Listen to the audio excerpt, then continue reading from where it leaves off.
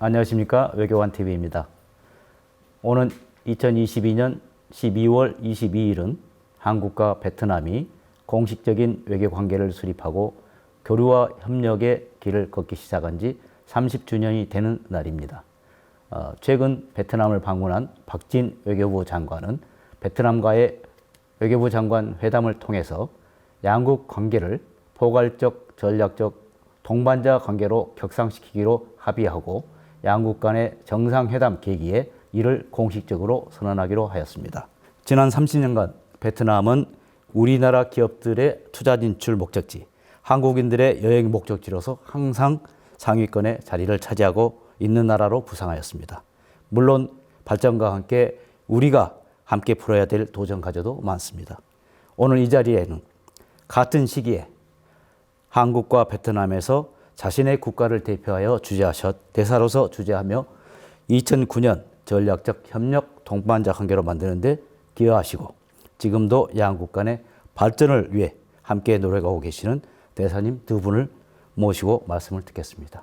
2005년부터 2009년까지 한국 주재 대사를 역임하신 황띠엔번 대사님, 그리고 2007년부터 2010년까지 베트남 주재 대사를 역임하신 임홍재 대사님입니다. 두 분 대사님 안녕하십니까? 안녕하십니까? 두 분 대사님 각자 소개 한번 부탁드릴까요? 예, 감사합니다. 우선 부회장님께서 소개해 주신 대로 2007년에서 2010년까지 2년 반 동안 주 베트남 대사로 근무했습니다. 제가 근무한 기간은 여러 면에서 의미가 많았습니다. 첫째는 베트남이 신흥시장 국가로 부상하는 그런 모습을 보여준 시기였습니다. 그 다음은 한국과 베트남 관계가 전략적 협력 동반자 관계로 격상하는 그런 중요한 시기였죠. 이 시기에 베트남에서 근무한 것을 아주 자랑스럽게 여기고 있습니다. 1992년 수교 당시 베트남 외교부에서 한반도와 동북아 과장으로서 한반도, 북한, 남한 관련 업무를 실무자로서 수행하고 있었고, 그리고 그 후에 부국장 또 국장으로 계속 한반도 관련 업무를 수행하게 돼 있었습니다. 그리고 한국에 대해서는 1998년부터 2002년까지 공사 참사 부대사로 근무한 바가 있었고, 그리고 2005년부터 2010년까지 대사로 두 번 임기를 한국에서 근무했습니다. 그리고 2010년에 은퇴해서 정년퇴직하고 은퇴해서 현재까지 베트남 한국 친선협회 수석 부회장 겸 사무총장으로서 민간 외교 활동을 계속하고 있습니다. 예, 번 대사님은 지금 말씀드린 대로 한국 베트남 1992년 수교한 이래 우리 양국 관계를 관찰하시고 이렇게 관리하신 살아계신 증인이라고 생각이 됩니다. 그래서 한국 베트남 외교 연대기에서 아주 중요한 역할을 해오신 그런 대사님으로 제가 기억합니다.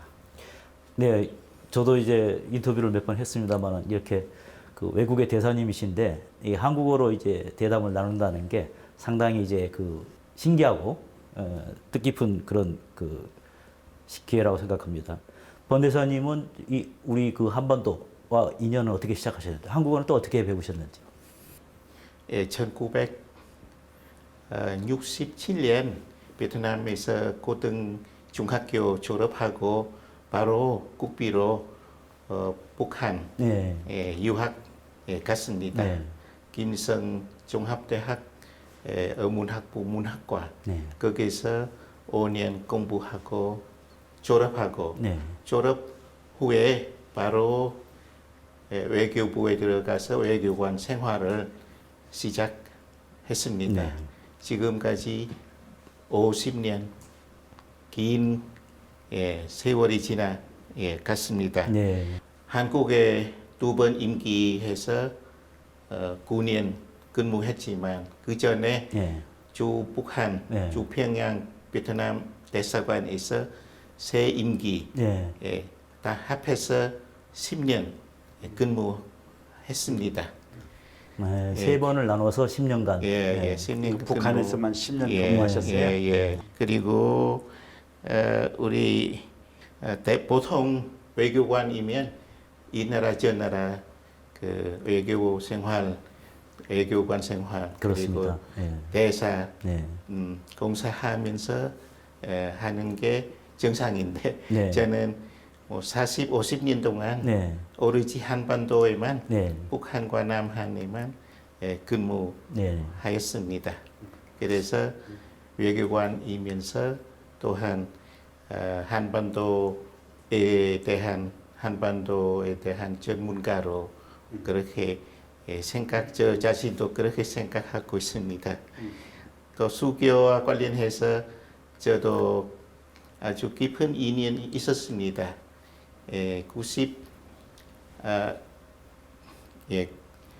92년 그때 한국과 베트남 수교 위하여 여러 가지 준비를 하고 있었습니다. 네.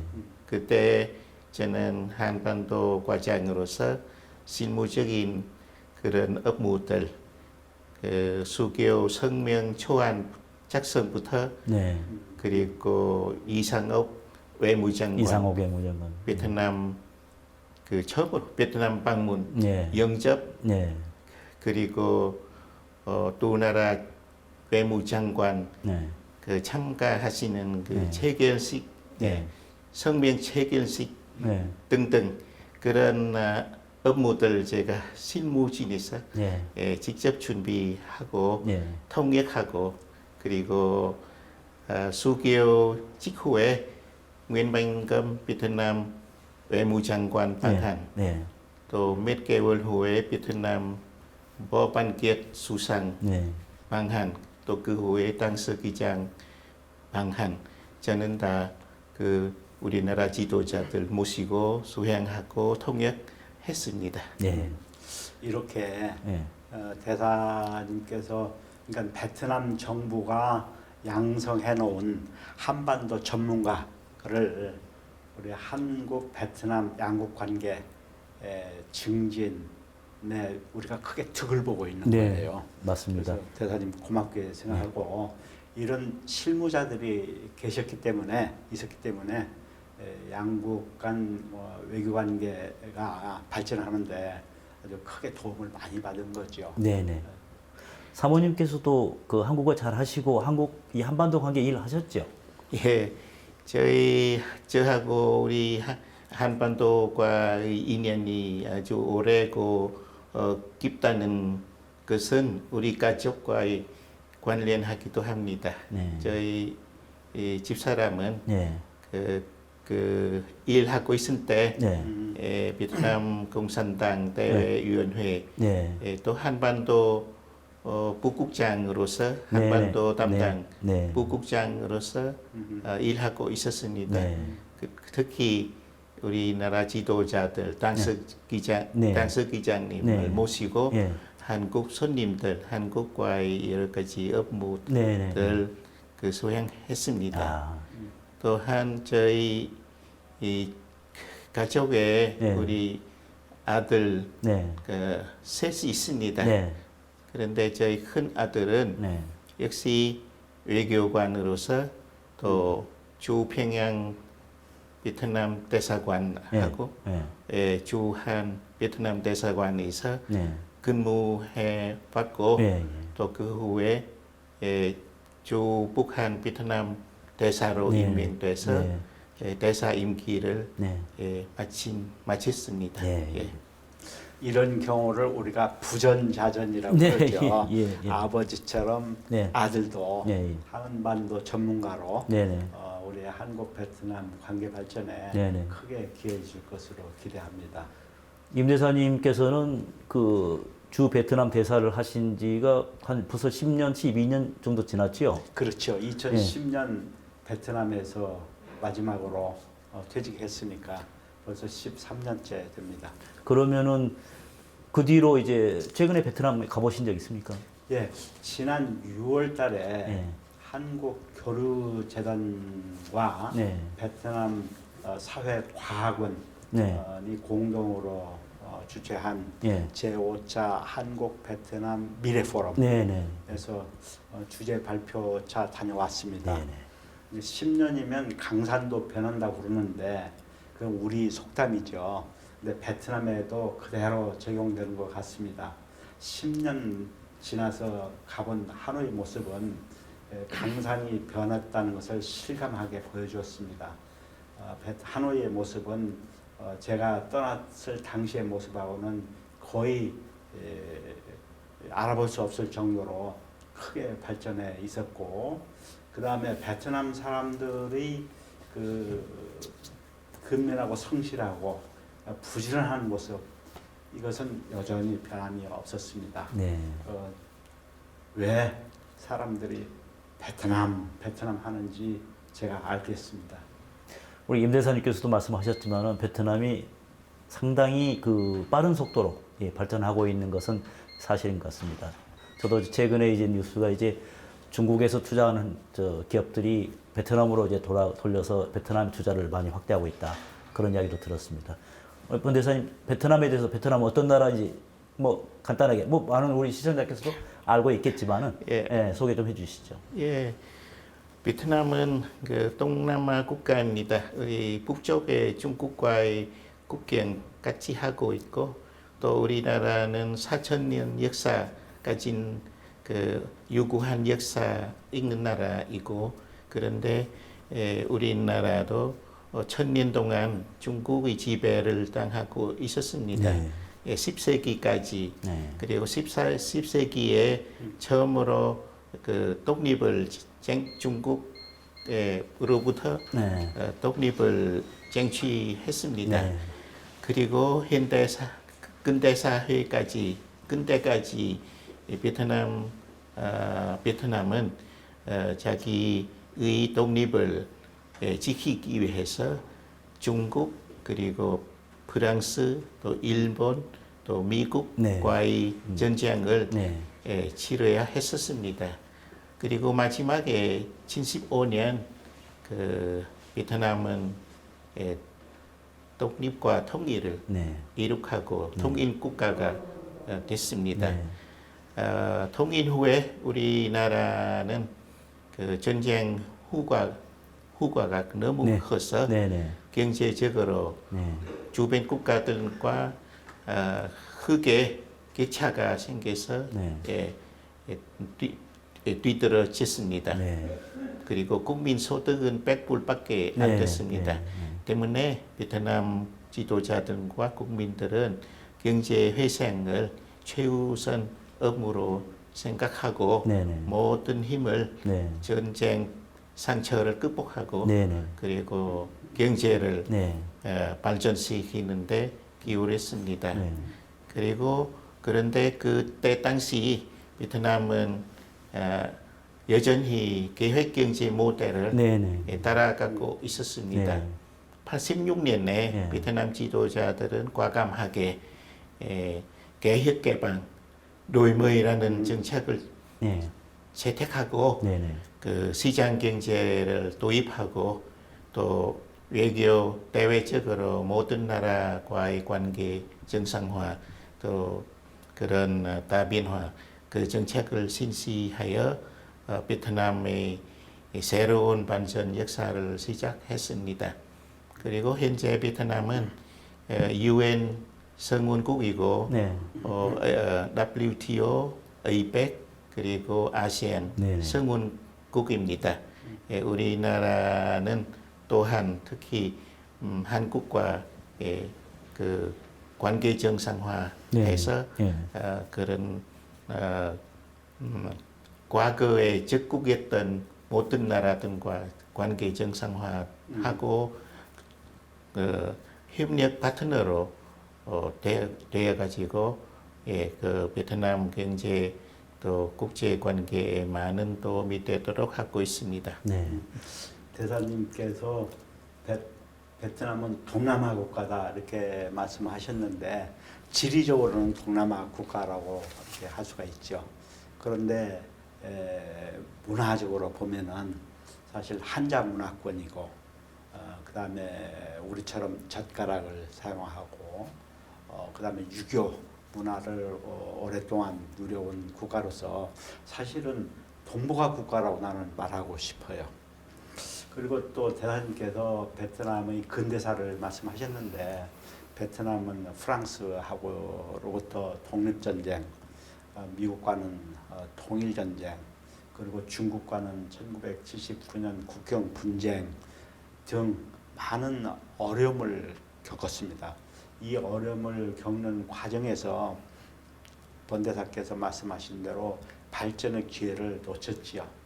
그래서 주변 국가들보다도 경제 발전이 지연됐지만 베트남 지도자들이 아주 현명하게 변하는 국제 상황에 대응한 것 같아요. 그래서 1986년으로 알고 있습니다만은 본대사께서 말씀하신 대로 이 계획 경제, 통제 경제에서 베트남 경제가 발전하지 못한 것을 인지하고 베트남 지도자들이 1986년 도이머이 쇄신, 제 발음 맞습니까? 맞습니다. 도이머이, 예. 도이머이 쇄신 정책을 채택하고 그 다음에 바로 외국인 투자법을 채택을 해서 외국인 투자를 받아들이기 시작한 거죠. 그렇게 함으로써 베트남은 비록 출발은 늦었지만 지금 발전 상황으로 보면은 나중에 말씀드리겠지만 베트남은 아주 잘 발전하고 있다. 이렇게 저는 보고 있습니다. 두 분 대사님께서 말씀하셨다시피 그 한국과 이제 베트남과 관계는 과거에 그래도 전쟁에서 그게 서로 이제 그 적대하면서 싸운 그런 것도 있지만은 이렇게 이제 수교를 한 이후로 30년 만에 급속도로 이렇게 같이 이제 발전을 하면서 관계를 이제 그렇게 격상을 시켜 나가는 그 이면에는 양국이 서로, 양국 국민들이 서로 공유하는 이 전통과 문화 그리고 가치관이 어떻게 보면은 매우 닮아 있기 때문에 같은 상생의 그 효과를 내지 않았을까 그런 생각을 합니다. 두 분이 이제 그 대사로 재직하실 때 이제 양국 관계를 이제 이 전략적 동반자 관계로 격상을 했습니다. 근데 이번에 이제 양국 간의 이제 외교장관 회담에서 그것을 포괄적, 이 전략적 이 협력 동반자 관계로 했는데요. 이런 관계를 이제 격상시키는 그런 게 무슨 의미가 있나요? 베트남과 한국 관계를 2009년에 예. 전략적 동반자 관계로 격상됐습니다. 이것은 아주 중요한 의미가 있다고 봅니다. 왜냐하면 베트남과 한국은 그 1992년 수교하지 않았습니까? 네. 예. 그리고 그때 당시 두 나라는 협력 관계, 네. 친선 우위 네. 협력 관계를 구축하기로 네. 했습니다. 그런데 10년 후에 2011년, 네. 2001년 네. 두 나라는 또 그 관계의 반전을 맞춰서 관계를 친선 협력 관계를 포괄적 동반자 관계로 격상시키기로 또 한 번 격상했습니다. 그리고 거의 10년 동안 한 베트남 관계가 급속도로 발전해서 그 관계는 더 높은 수준에 도달해야 한다는 그런 그것을 공동으로 인식하고 이렇게 전략적 동반자 관계로 격상시켰습니다. 전략적 동반자 관계 격상은 그만큼 두 나라 관계 이제는 전략적 파트너 네. 됐다.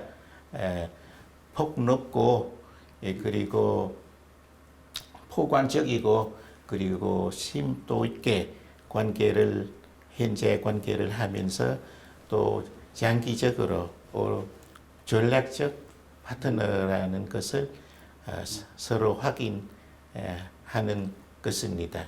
네. 또한 국제적으로도 그 중요한 의미가 있습니다. 한국과 베트남 관계 어떤 관계인가?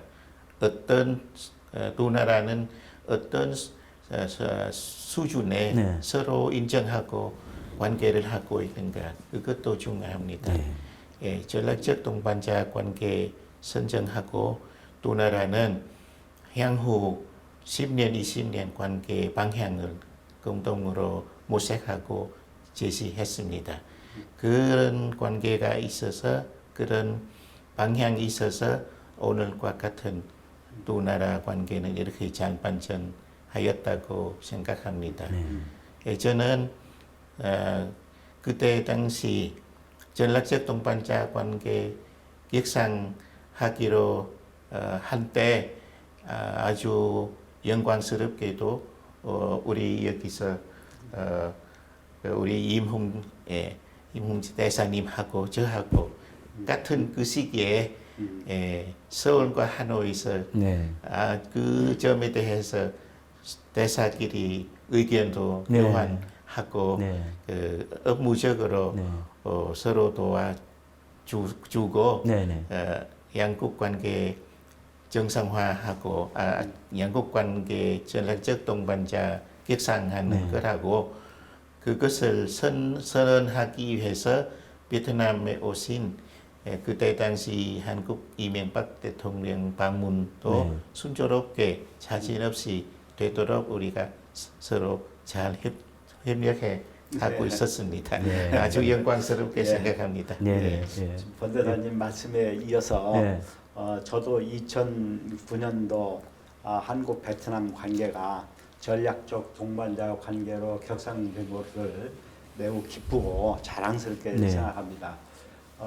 지금 대사님께서 말씀하신 대로 그 당시에 한국 베트남 관계는 그 교류의 폭 깊이가 아주 크게 발전해 있었습니다. 그래서 이미 우리 두 나라는 이웃이고 네. 이미 이웃이 됐습니다. 그리고 또 한편으로는 사돈의 나라가 됐습니다. 많은 베트남 여성들이 국제 결혼차 한국으로 이주해 왔고 여기 와서 아주 모범적인 그런 모습을 보여줌으로써 우리 국민들로부터 많은 사랑을 받게 됐죠. 그러한 상황에서 두 나라는 관계를 한 번 더 격상을 할 필요가 있다. 네. 이 격상하는 과정에서 첫째는 1992년 수교한 이래 두 나라 간 교류와 협력의 틀이 건전하다. 네. 그리고 방향도 잘 됐다. 이렇게 확인하고 또 앞으로 10년을 이렇게 발전해 나갈 필요가 있다. 이렇게 이제 서약을 하면서 네. 여러 가지를 다뤘지만 처음으로 네. 한국과 베트남은 외교 국방 차관급 대화를 신설을 했고 그다음에 지자체 협력을 강화해 나가기로 했으며 그다음에 인적 교류가 빈번해짐에 따라서 영사 노동 협력을 더욱 강화하기로 정상들이 약속을 했습니다. 이에 더해서 2015년 통합을 앞둔 시점에서 베트남이 우리의 대아세안 협력에서 아주 중요한 역할을 해줄 것으로 생각을 하고 그래서 양국 정상들이 한국 베트남 양자 FTA를 체결하자 네. 이렇게 검토하자 이렇게 네. 약속을 했고 그다음에 과학기술 협력 네. 이게 중요하다.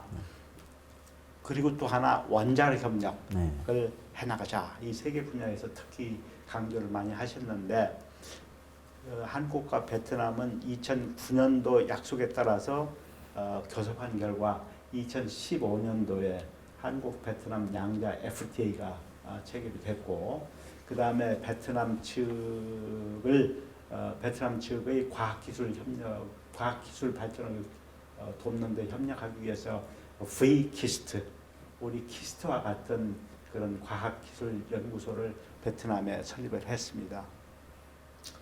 그리고 이제 원자력 협력은 아직 진행 중에 있는데 이처럼 2009년도 전략적 협력 동반자 관계로 격상하는 과정에서 양국 정상들이 약속한 그런 일들이 아주 착실하게 잘 이루어지고 있는 것을 볼 때 그 당시에 거기에 대사로서 근무했던 그쪽에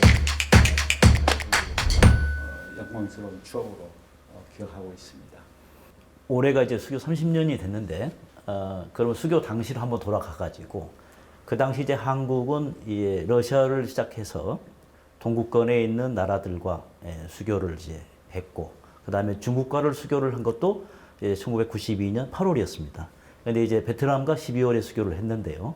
베트남 쪽에서 봤을 때 한국과의 수교를 결정하게 된 그 배경에는 뭐가 있다고 생각하십니까?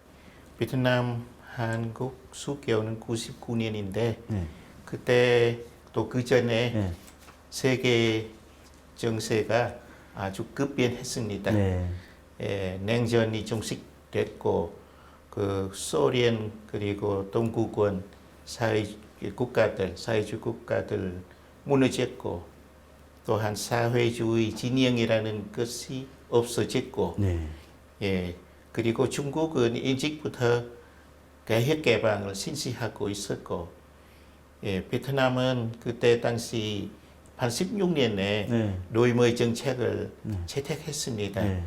그리고 우리도 그때 캄보디아 사태 때문에 베트남은 국제사회에서 고립당하고 있었고 또 임바고까지 당하고 있었습니다. 아주 노이머의 정책을 실시하려고 했지만 주변 환경은 아직 그 유리한 여건이 안 됐습니다. 마침 냉전 끝나고 소련 붕괴되고 하니까 베트남은 그때 자기가 원하는 대로 그런 노이머의 정책이 나가야 할 방향대로 우리가 그 개혁 개방할 수 있었고 그리고 모든 나라와의 관계를 정상화 또 발전할 수가 있었습니다. 그래서 노이머의 정책은 그때 비로소 현실에서 구체화되었다고 할 수 있습니다.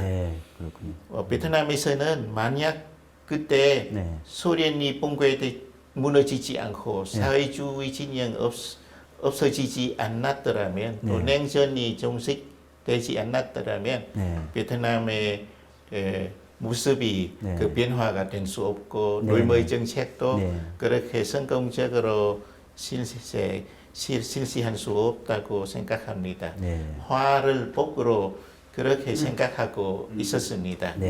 마침 그때 한국에서도 그 냉전 종식됐기 때문에 한국의 그때 노태우 정부에서 또 사회주의 나라들 향한 북방 정책을 실시하기로 했습니다. 사회주의 나라들과 그 중국이나 소련, 몽골 등등 그 관계 정상화하고 수교하고 그 중에도 베트남은 예외가 아닙니다. 그런데 베트남과 한국은 수교하기 위해서 과거 문제 극복해야 할 다른 나라하고 좀 틀린 점이 바로 거기에 있습니다. 그런데 두 나라는 미래지향적으로 과거 문제를 극복하고 진실한 협력 통해서 새로운 관계를 같이 구축하기로 합의 왔습니다. 그래서 수교가 됐습니다. 한마디로만 하면 베트남 한국 수교는 베트남의 노이머의 정책과 한국의 북방 정책의 만남이라고 할 수 있다고 생각합니다. 그렇죠. 임 조사님. 그 당시에 우리 정부는 북방 정책, 노선 팔러시 해가지고 사회주의 국가들과의 외교관계 개선이 아주 중요한 목표 중에 하나였습니다. 그래서 소련, 동구, 중국, 물론 베트남도 그 대상이었죠. 이러한 상황에서 냉전이 종식되었습니다. 그래서 이 시기적으로 아주 잘 맞은 거죠. 베트남은 베트남대로 예. 아까 번대사께서 얘기한 대로 캄보디아 사태에 관련해서 캄보디아로부터 철군도 하고 그다음에 중국과 이제 복교도 하면서 베트남의 대외 외교 여건을 개선을 했죠. 이 과정에서 이제 한국과 베트남은 서로의 이해관계 저는 맞았기 때문에 네네. 그리고 지도자들이 아주 슬기롭게 네.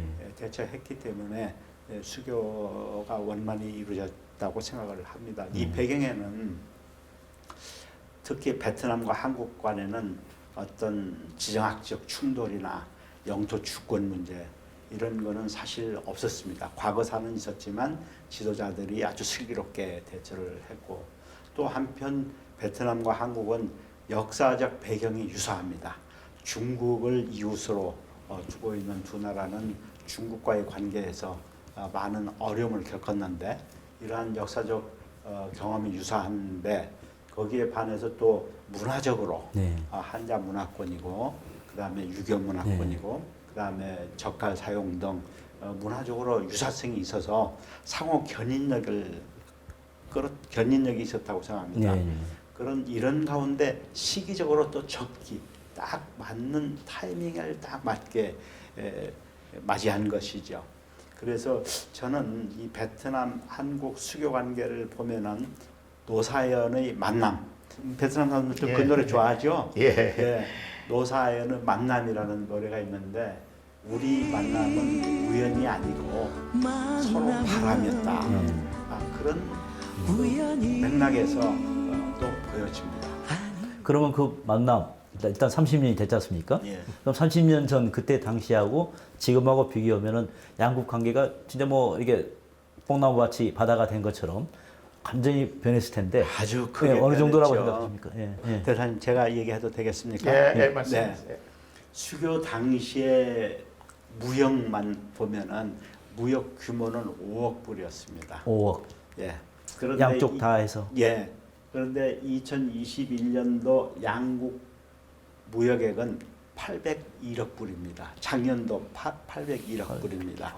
그러니까 엄청난 변화가 있었고 네. 투자는 네. 베트남 MPI 투자기획부 통계지만 네. 누적 투자가 700억 불이 넘었습니다. 네. 그리고 우리 한국이 이 베트남 통계에 의하면은 9,200건의 투자가 진행되고 있는 겁니다. 많은 우리 기업들이 나가 있는 것이죠. 네. 그리고 이제 베트남과의 ODA 협력, 개발 원조 협력이라고 그러죠. ODA 협력은 누적으로 보면은 23억 3천만 불입니다. 거기에 이제 무상이 7억 한 1,500만 불 네. 정도 되고 네. 나머지 유상입니다. 네.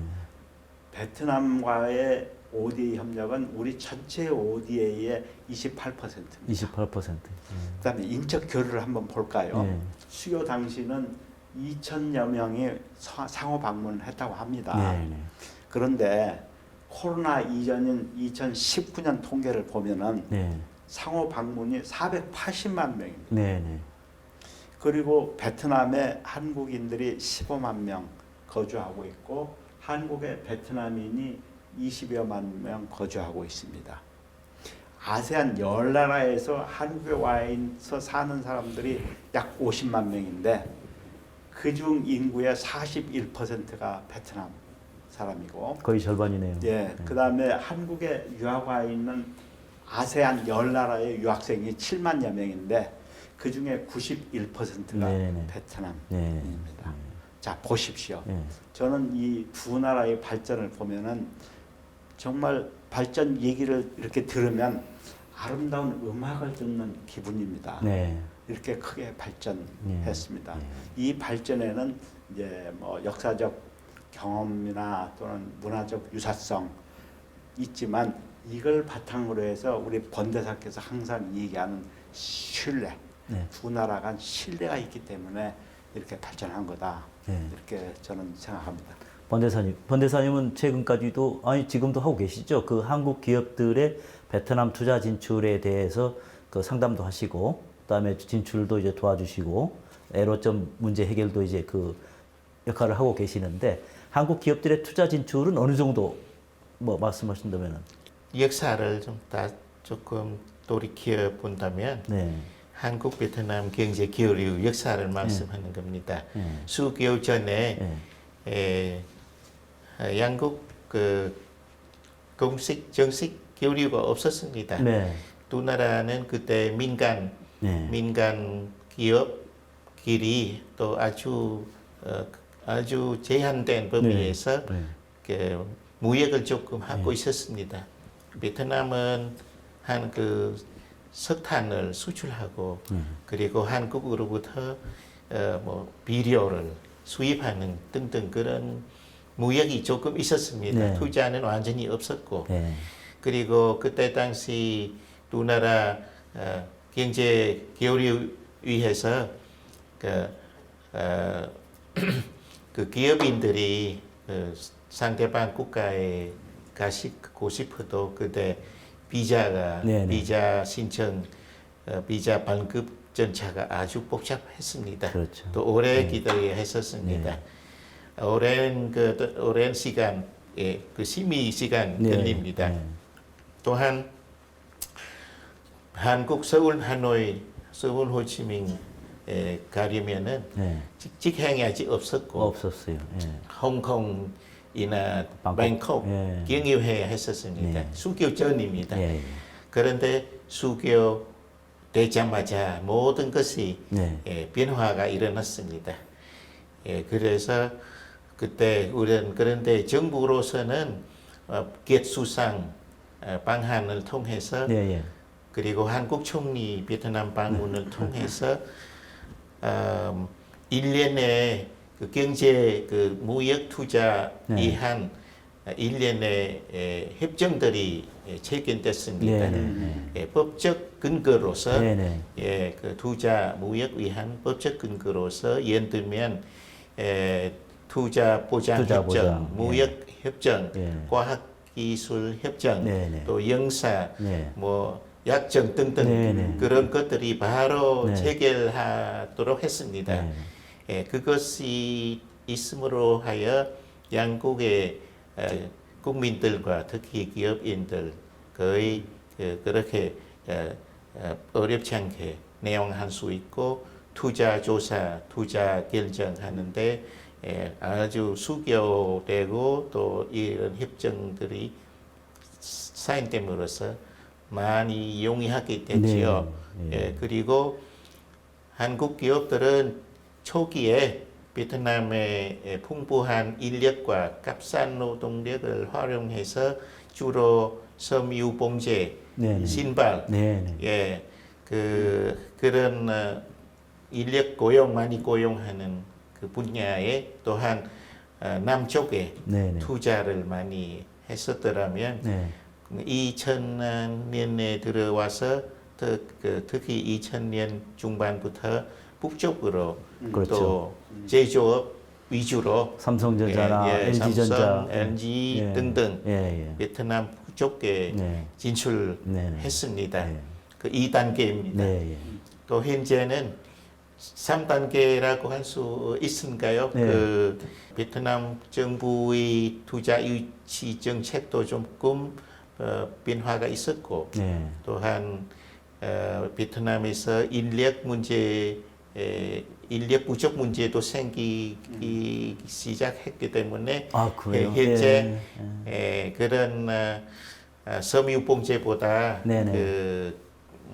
더 현대적인 기술 요구하는 분야들하고 또한 인력을 적게 쓰는 분야들하고 또한 중부지방에 아직 투자 많지 못한 중부지방에 지금 중부 쪽으로 그 한국 기업들 계획하고 있습니다.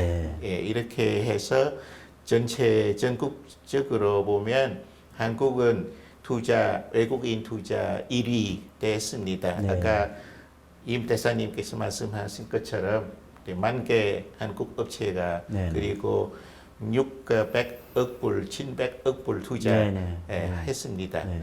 그리고 순위를 보면 90년대, 2000년대 그 한국은 베트남 진출 외국 외국들 중에서 항상 3, 4위 안에 왔다 갔다 했습니다. 네. 그런데 삼성이 베트남 진출한 후부터 확고하게 네. 1위를 차지했습니다. 그리고 2위는 일본, 일본. 예, 3위는 싱가포르. 네. 그래도 일본하고 한국 투자 규모 비교하면 현저한 차이가 있습니다. 네. 예. 제가 이렇게 듣기에도 삼성전자가 그 수출하는, 그러니까 대외적으로 이 판매하는 그 휴대전화, 스마트폰의 그 생산량의 절반이 베트남에서 나온다 하는 예. 이야기도 들었고요. 최근에는 이제 그 롯데 신동빈 회장이 예, 그 베트남을 방문해가지고 롯데 그룹 차원에서 베트남의 투자 진출을 더 확대한다. 예. 심지어는 뭐 그 제조업 분야뿐만 아니고 유통업 그리고 신도시 개발까지 한국 기업들이 참여한다는 이야기 들었습니다만. 맞습니다. 대우, 예. 롯데, 예. 그리고 효성 예. 대기업들 계속 베트남 진출 추진하고 있습니다. 네네. 그래서 앞으로 한국의 베트남 한국 투자가 줄어들지 않고 계속 늘어나지 않는가 생각하고 있었습니다. 임 대사님 본 대사님 말씀하셨지만은 일단 한국이 이제 베트남에 투자 진출하는 외국 그 중에서 한국이 지금 1위라고 하셨는데 1위입니다. 예. 최근에 이제 또 들리는 소식으로는 그 한국뿐만 아니고 일본, 미국 등 나라들도 베트남에 이제 그 진출을 더 확대를 한다. 그러니까 중국에서 이제 빼가지고 베트남으로 돌린다는 이야기도 들렸습니다. 최근에 베트남의 모습은 어떻습니까? 그것을 이제 소위 말해서 차이나 플러스 원이라고 그러는데요. 네. 미국과 중국이 경쟁 관계에 돌입함에 따라서 네. 중국에서 생산 활동을 했던 예. 글로벌 기업들이 상당수 베트남으로 이전을 시작을 했거나 예, 예. 이전을 검토하고 있다. 이렇게 이제 보도가 많이 되고 있는데 왜냐하면은 베트남은 그만큼 외국인 투자를 받아들이기 위해서 여건이 잘 마련되어 있습니다. 이미 삼성은 2009년도에 휴대폰 공장을 개설을 함으로써 이제는 베트남 수출의 25%를 차지할 정도로 삼성이, 예. 기여를 하고 있고 예. 우리 기업들은 지금 정확한 숫자는 알 수 없지만 적어도 한 9천여 개의 기업이 나가서 베트남의 그 GDP의 30%를 네. 생산하는 데 기여하고 있다. 이렇게 네. 지금 분석이 되고 있습니다. 네. 그래서 이 전체적으로 우리 기업들도 베트남에서 여러 가지 영업 활동을 하기에 적절한 것으로 판단하고 있지만 네. 다른 외국 기업들도 똑같이 그렇게 파악하고 있고 특히 미국과 중국의 경쟁 관계에서 차이나 플러스 원, 즉 중국의 대체지로서 많은 사람들이 베트남에 주목하고 있다 이렇게 볼 수가 있습니다. 네. 그러면 왜 베트남이 그렇게 투자 목적지로서 유리하느냐? 네. 그것은 이제 여러 가지가 있겠죠. 예. 번대사님도 저하고 동의할 것으로 보입니다만은 첫째는 베트남은 정치 사회적으로 안정이 되어 있습니다. 그 다음에 두 번째는 인구 구조가 황금 인구 구조라고 그래요. 즉 30대 인구가 전체 인구의 60% 이상을 차지하고 있습니다. 그리고 또 인구가 계속 늘어나는 나라입니다. 네. 그러니 적어도 베트남은 앞으로 30년은 발전할 수 있는 그런 여력을 가지고 있고 또 베트남은 천연 자원이 풍부해요. 커피 2위 생산국, 쌀 2위 생산국, 제가 맞습니까? 맞습니다. 예, 예. 2위 생산국.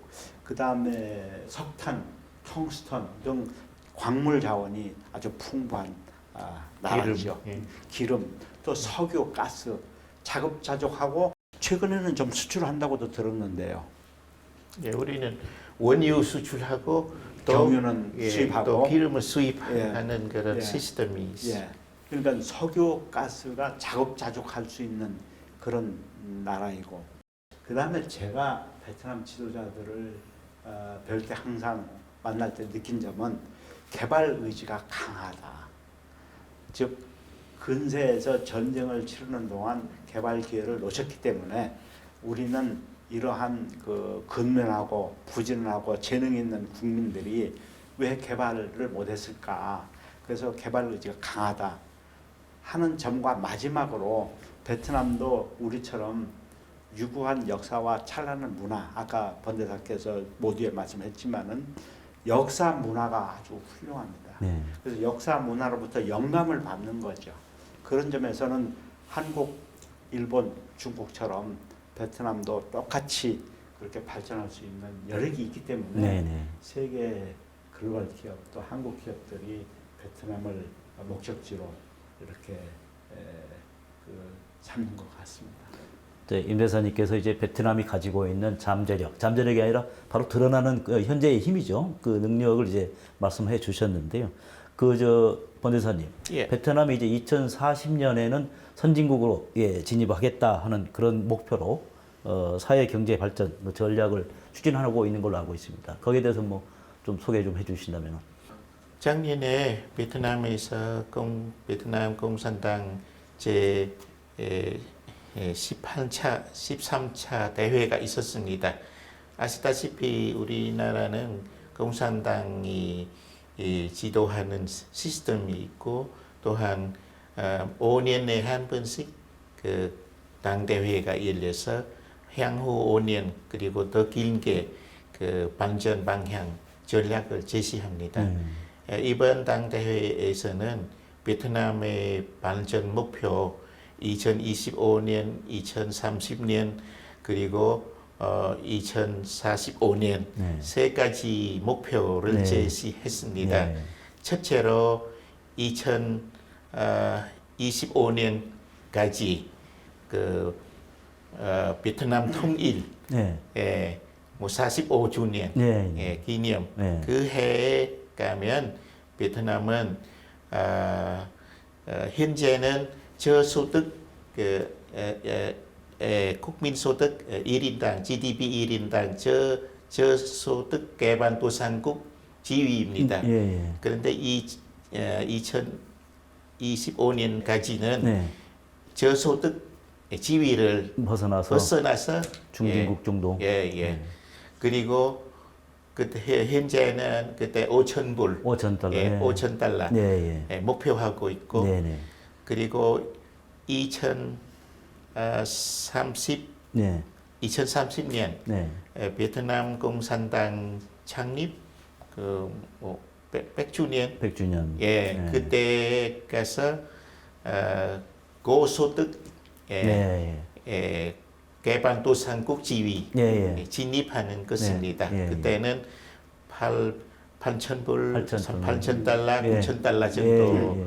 아마 한국에 비교하면 한국의 80년대 후반 그 수준이 아닌가 싶습니다. 격차가 그렇게 큽니다.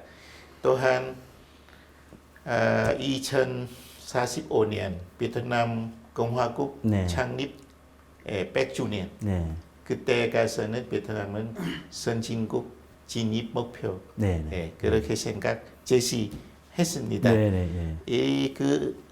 이런 목표를 달성하기 위해서 그 방도로서 또한 방안으로서는 세 가지 베트남 경제 세 가지가 강조되고 있었습니다. 첫째로 시장 경제 체제 완비, 둘째로는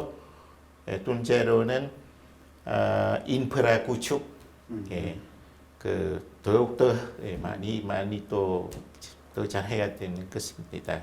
세 번째는 고급 인력 양성, 세 가지 그 아마 가장 중요한 그런 요소들인 것 같습니다. 네. 그리고 매년 성장 속도 네. 매년 그 7% 정도 그 돼야 한다고 네, 네. 그 이야기하고 있었습니다. 네. 예, 그런 그렇죠. 예, 2045년은 무슨 해입니까? 베트남 사회주의공화국 창립 그때 45년 40. 베트남 그 프랑스 100주년 독립 쟁취한 네, 프랑스에서 100주년, 이제 예. 예. 그 100주년입니다. 예. 예, 대사님이나 저나 건강하게 예. 지내고 예. 그래서 2045년 베트남 독립 100주년을 좀 봤으면 좋겠어요. 예. 근데 베트남이 그때 되면 이제 선진국이 되어 있을 것으로 기대가 되는데 저는 그런 그 베트남 정부가 목표로 하는 게 실현 가능하다고 봅니다.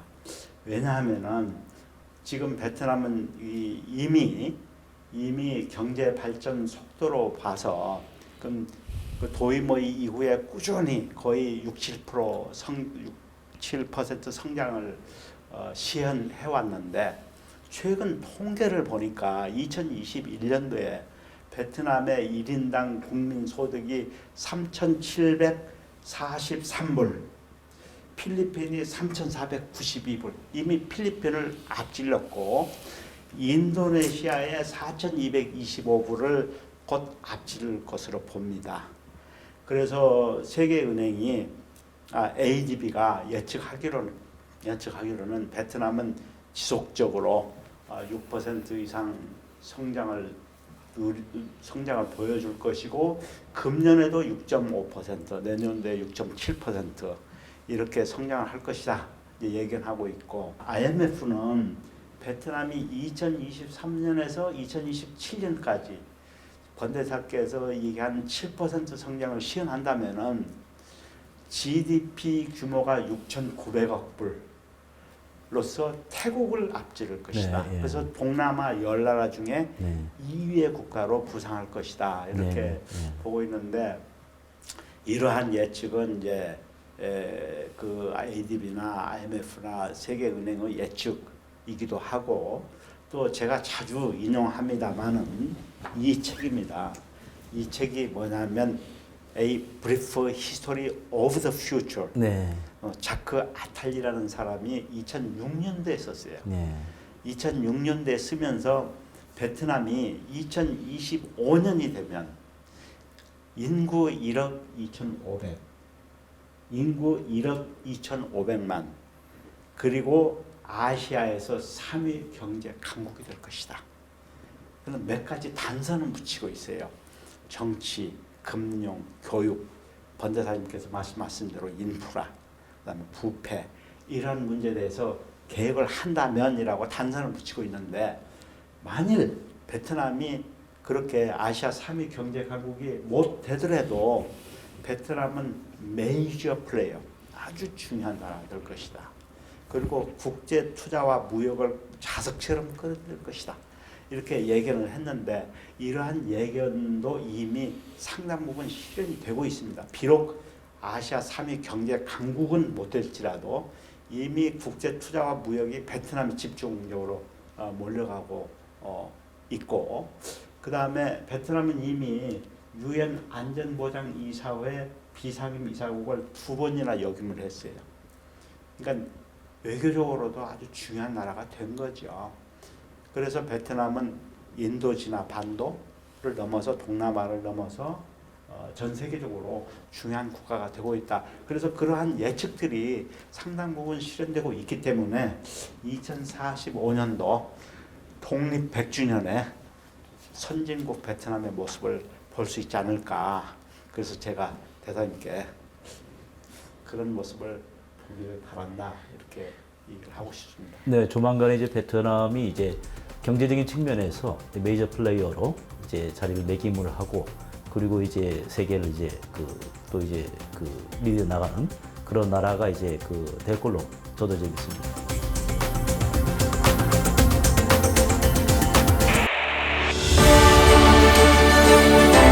박한서 감독이 베트남 축구 모습은 거의 완전히 달라졌습니다. 이 수교 30년 동안 매년 한두 분의 정상급 인사들이 서로 접촉하거나 교환 방문했다는 것은 아마 베트남에도 그런 예가 없고 우리에게도 그런 예가 없을 거예요. 빨리 가려면 혼자 가고 그런데 멀리 가려면 함께 가야 한다고